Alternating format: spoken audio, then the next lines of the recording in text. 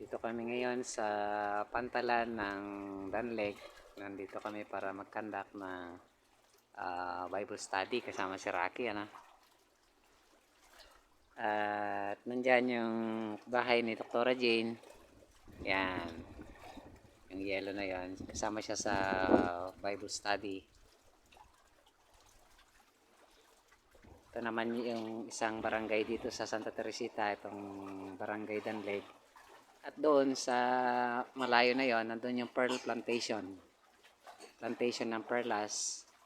Ang dating manager doon ay si Juden, sa ring Bible study. Ang kanyang spouse naman ay sa DSWD Bible study rin.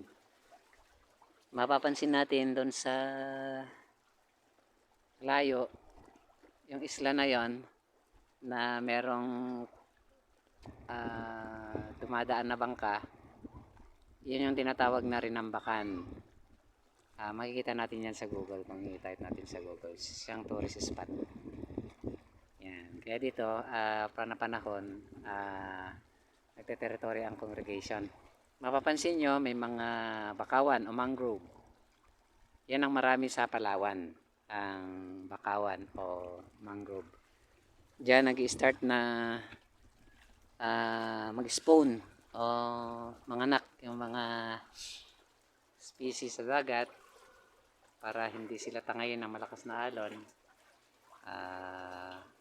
Papalaki muna sila ng konti tsaka sila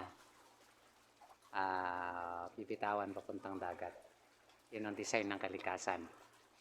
Yung paparating na pamboat, yan yung mga nagtatrabaho sa Naglayan o sa Pearl Plantation. Pauwi na sila at pupunta sila rito ngayon sa pantalan. Araw-araw silang nagbibiyahe niyan. Kaya in-invite namin kayo na mamasyal dito.